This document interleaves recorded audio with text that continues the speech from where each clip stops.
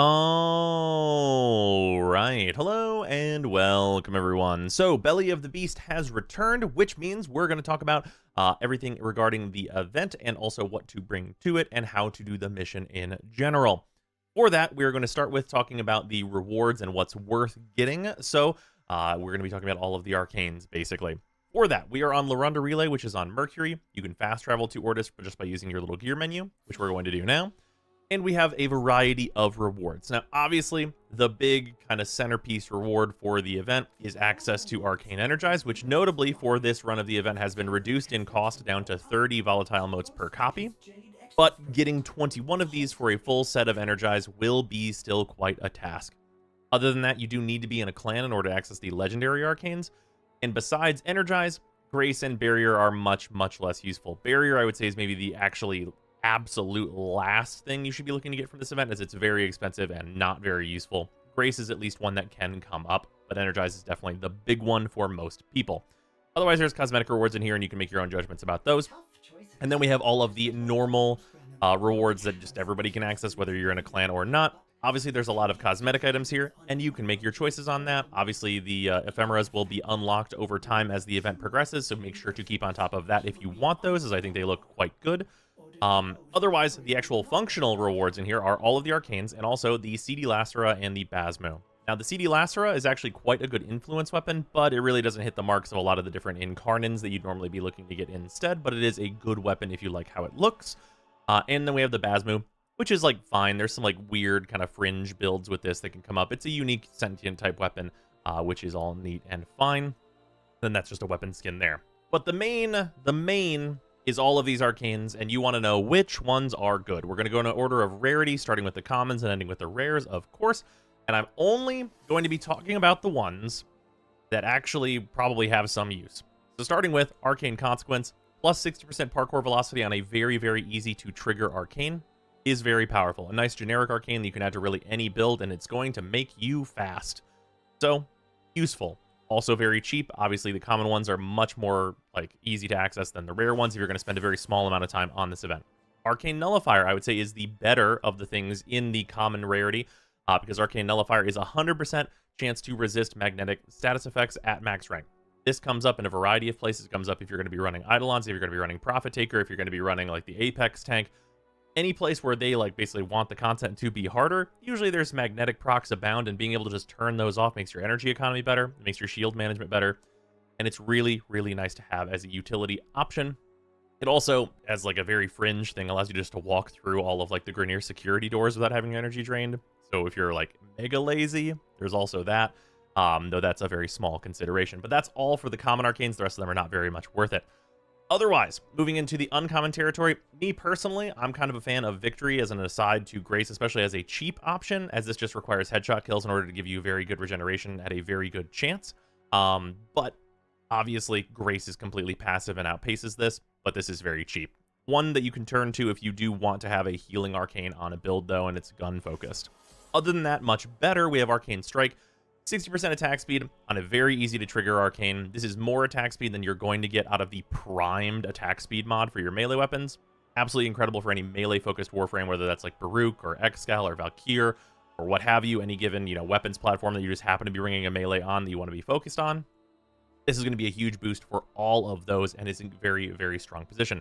Other than that, we can move down here pretty much immediately to the bottom. I know some people will like gripe about Guardian and stuff, but it's really just not that useful. Arcane Acceleration is notable, though, because on critical hit is 30% chance for 90% fire rate to primary weapons. If you are on a weapons platform Warframe, 90% fire rate can be hard to come by, and if you're primarily using your primary, something like this on the Torrid increases its damage output by like quite a lot, so you might actually want to consider this for those types of builds.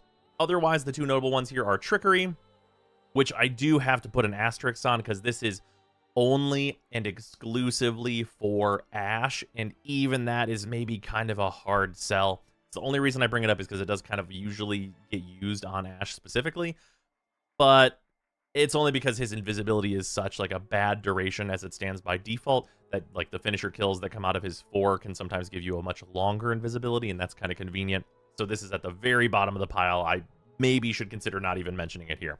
Arcane Velocity on the other hand, is exceedingly useful. For like a lot of the same reasons as acceleration. This is a fantastic fire rate buff. 120% fire rate is extremely good and a very easy to trigger arcane. This, of course, works on all of the exalted frames that can utilize this effect. Namely, Mesa pretty much always runs this without fail, but it's also usable on like Titania, on Jade. Very, very nice to have. Increases the damage of all of your secondaries on a very easy to trigger arcane. Although for weapons platforming, there is a better option, but that is in the rare category.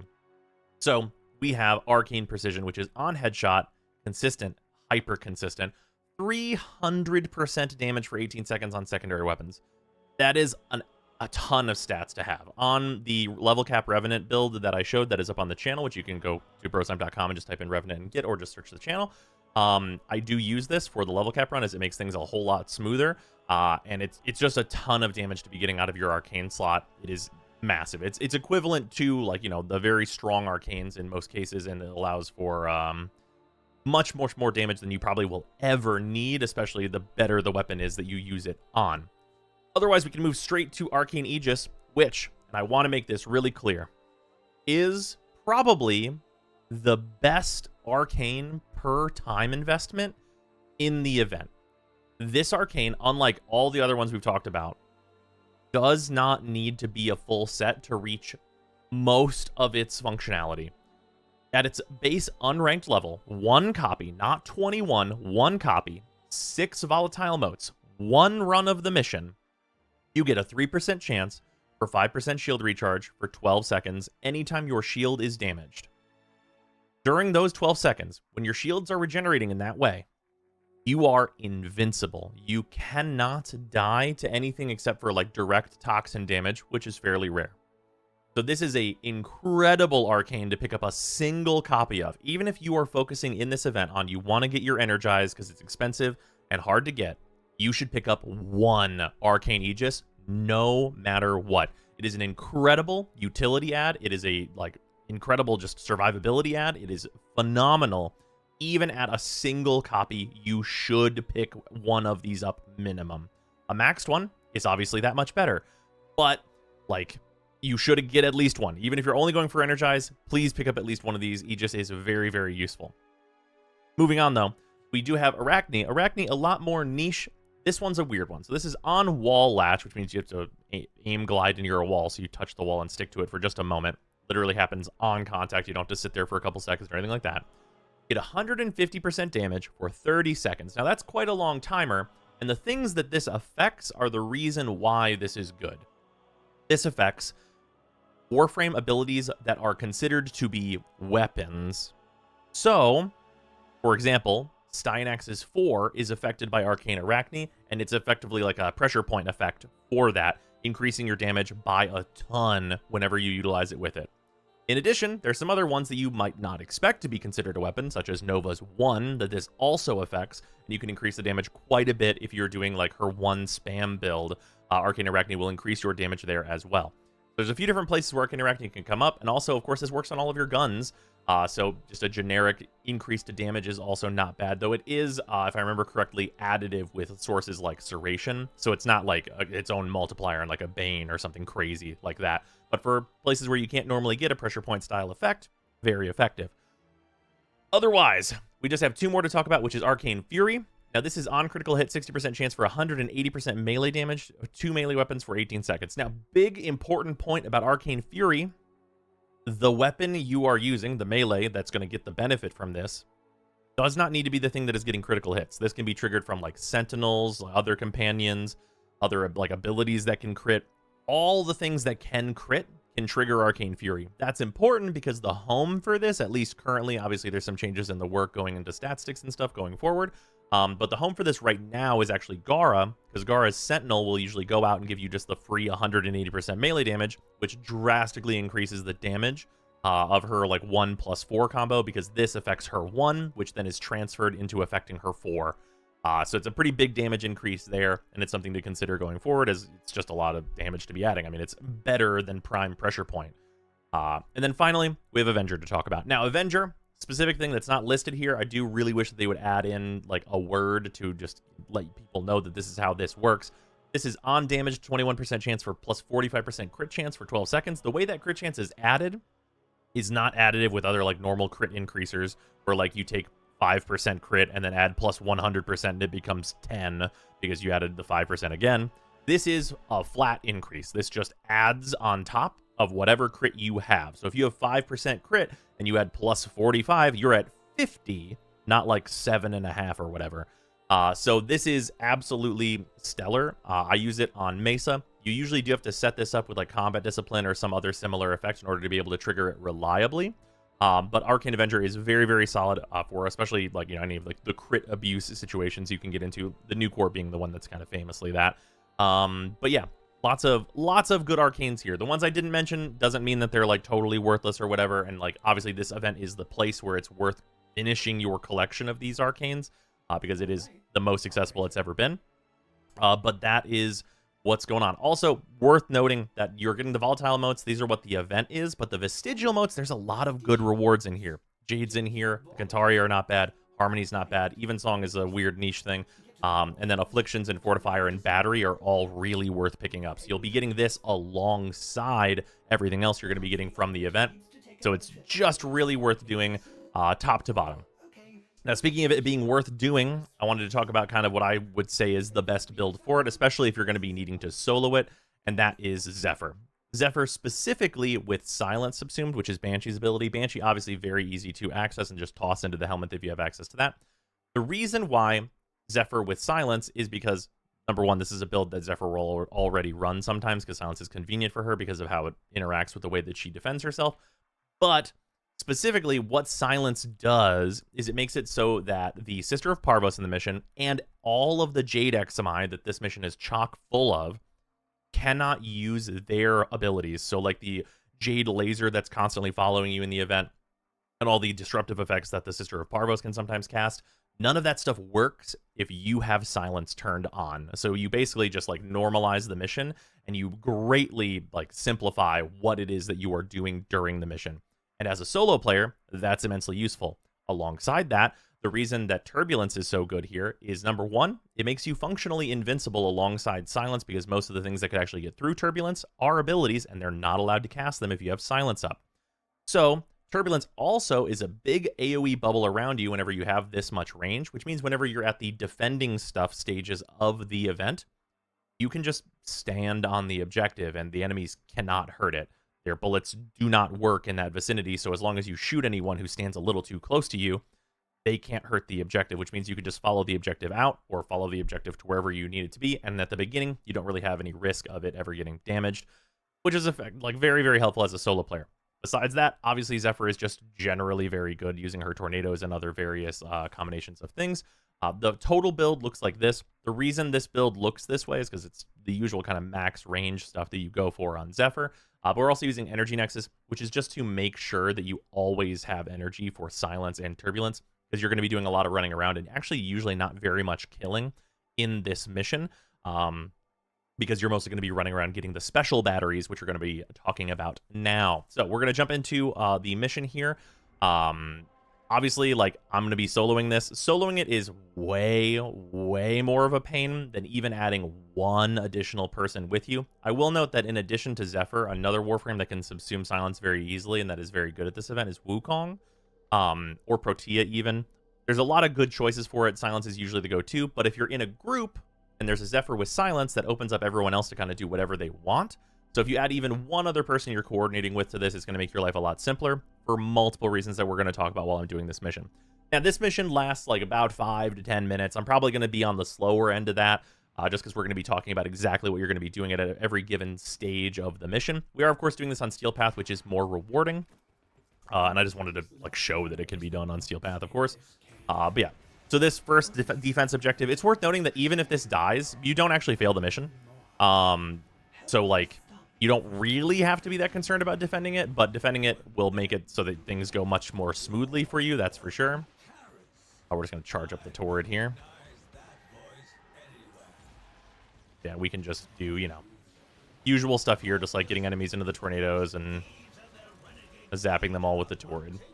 But mostly, like, if I just, like, chill out here and just let this happen, while my 3 is up, the mode collector is not going to get damaged. It's just simply not going to happen unless a melee enemy runs up to it.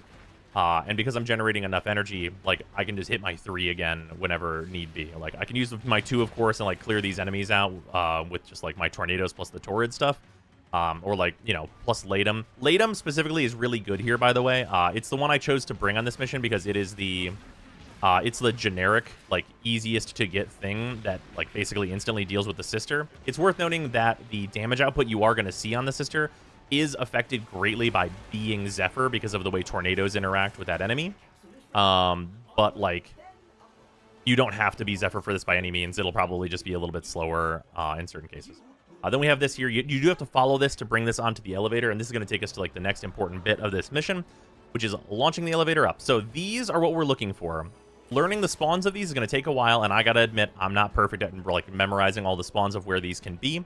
But the extra glowy big containers are the ones that you want, because if you look here, you see they're 3 times the speed. So you're going to want to go to, like, all these, like, elevator points and all this business to see if you can find those. Usually, like, by these elevators is generally a fairly good way to check for them. Checking in, like, backrooms. So they're not going to spawn in, like, the monster closets that enemies will spawn in. They'll usually spawn a little bit closer or, like, way in the back of tiles that are a little more complex. But that is, like, what you are looking for. The other thing that you're looking for are the sister beacons, which if I look straight up, you can see one right there. That's that blue marker there is that. I'm also going to toss my on-call, which will spawn in a second. Sometimes it bugs out. But listening for the sound that they make, I think I can hear one here. This one's actually the one that's very annoying because it is the one that most people will miss if they're going to miss one. It's in this, like, little cave here. That one is, I'm glad actually I got to show that so that people don't miss that one. But that is where that one is hiding. But then these beacons, you need to grab all 3 of them in order for you to be able to have the elevator end up with a sister at the end of it. And otherwise, here are these, like, little platforms you're looking for the green tanks on. You just want to throw these in as much as you possibly can. The littler ones are all fine and good. Like, these are all okay, just to, like, have it be charged up. But it's 3 times speed if you can find these better containers. It's also worth noting that if, like, right here, you see there's another one, but I'm already holding one. Thing that is really good to do here, and also really good is for, like, traversing this area, depending on how adept you are at the parkour, is just using your operator. Then you can do 3 times speed, and then we can just hang out here and do another 3 times speed in a moment, because it only lasts 7 seconds. You'll want to, like, just be on the lookout for these better containers at basically all times. The more of these, like, better containers that you input, the faster you're going to get to the top. If you can keep that 3 times speed up pretty much the whole time the elevator is going up. And it's worth noting you don't want to go too high because they only spawn, like, relatively close to where the elevator currently is, which is worth noting. But yeah, you just want to make sure that you are getting as many of them as you possibly can. And, like, you know, there's going to be, like, certain, like, spawn configurations that are probably going to be kind of weird. Going up this is, like, a good one where, like, they'll usually sometimes be, like, tucked in the corner back there. We got one here. When I check, like, these sides, sometimes they can be, like, tucked away in the sides of these, like this.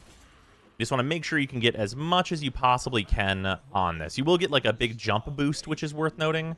So you'll be able to jump much more easily. Bringing a melee weapon with you is, like, ideal because you do want to be able to slam attack.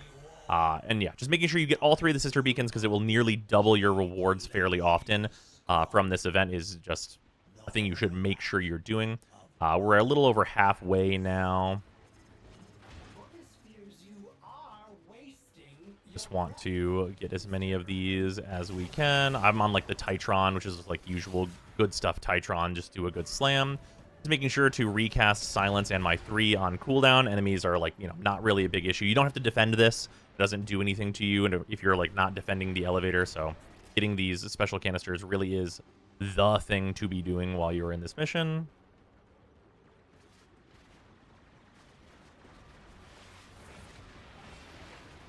Obviously, if you want to, you can, of course, like, smash on this just to make sure you're keeping yourself, like, with some energy. And probably up here.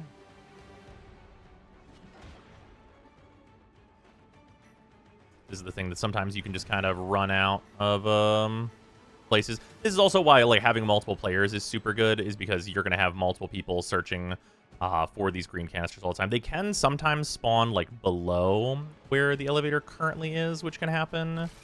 But usually I would say whenever you get to 10, you just want to make sure, like, 10 energy on the elevator power, you just want to make sure you dunk something in. There's probably some in the back corners here. which is another place where they sometimes hide out. There's like 4 spawns, I think, in this particular room. They're just trying to make sure you get as many of them as possible just to speed the elevator up. Obviously, like, just putting the normal energy in and caring a lot less is absolutely valid as well. But it's just going to be slower overall. But you can just hang out on the elevator, just, like, kill the enemies as you go and just, like, get whatever power and, like, whichever green things you happen to see. And that's more than fine. It's just, like, you know, not as optimized. We're nearly at the top here, so usually I just, like, dunk in however much to make sure there's no chance I get up. The sister always spawns in the same place, always, like, right about here-ish. I do try and get my Latum charged early if I can, because having it just pre-evolve just make this faster. Basically, TLDR for what you're about to see is that the tornadoes multiply the damage that the sister is going to take, because the tornadoes are also hits. And yeah, it kills the sister really, really fast. But you basically kill her, make sure and grab her loot, and then this thing is going to start moving out. Make sure your 3 is on, and then bullets don't work on this, so we can just walk this thing out. We don't really have to even worry about the enemies, but you can kill them if you want to.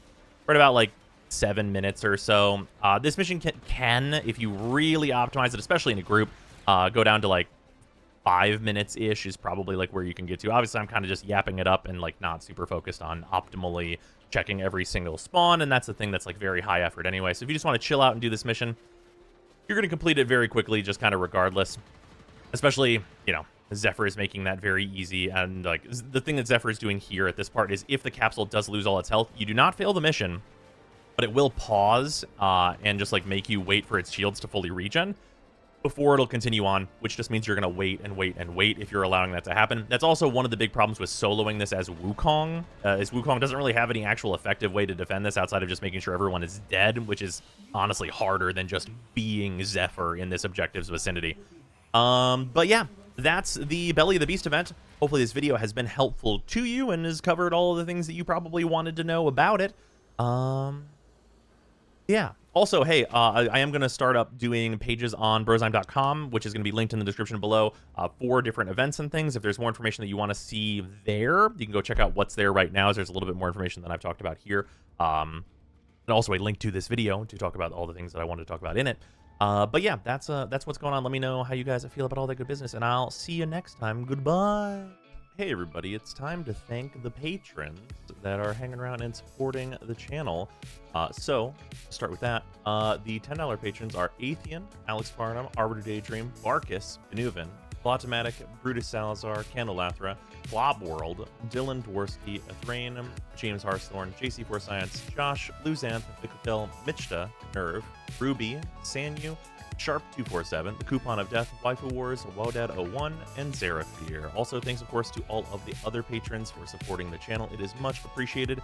It's a little sneak peek on what we're getting into. There's going to be a lot more of these kind of big re-reviews of weapon types and their new builds and stuff, as things changed a lot at the end of last year.